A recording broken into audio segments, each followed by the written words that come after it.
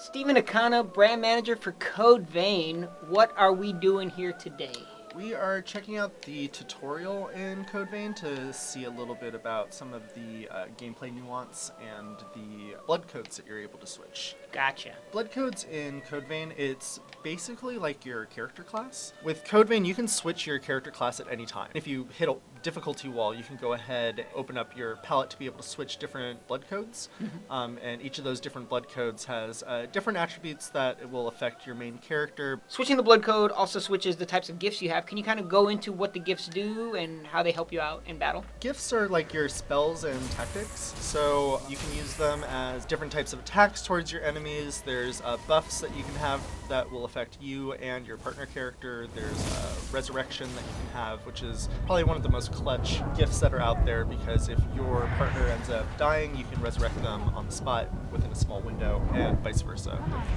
Another one of the cool traits with the game is that all of your physical attack weapons, all of them are basically, they're stationary except for your bayonet, which allows you to be able to shoot off a shot against enemies using one I-core. So if you wanted to be able to focus on a blood code where it gives you mostly buffs and physical attacks, but then you also want to have the benefit of some distance reach, you can equip your bayonet and utilize it in that sort of sense.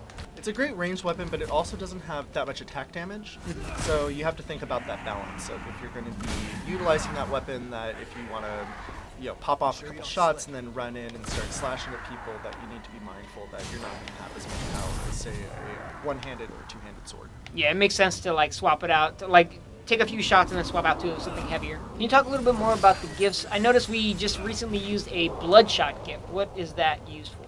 I use it as a lure for enemies to be able to draw aggro from, say, if you see a group of 5 enemies that are just waiting for you to approach, you can use that shot to be able to identify one of them and draw them away from the group so that you can slowly pick off your enemies rather than having to fight the whole group all at once, which can be pretty overpowering. Yeah. Let's get into some of the blood veils, actually. I wanted to check some of those out. There's 4 different types of blood veils that are within the game. So there's the ogre style, which is a gauntlet that goes on your hand. It has kind of an average range attack. There's the stinger type, which is the tail. A lot of images of Mia shows Mia's also a stinger type. Also my favorite. When you switch between the different blood veils, there's always going to be a benefit and attacks.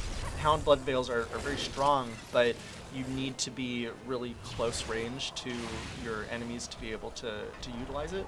And then the last one is the Ivy style. So Ivy is kind of a reconnaissance blood veil where you're able to activate it and utilize it stealthily throughout the field. It has a really cool distance reach for it. I also love the little detail of how it's kind of woven into the clothing itself. So like the gauntlet will come out of the arms, the hounds will come out of the shoulder pads, stuff like that. It's so cool.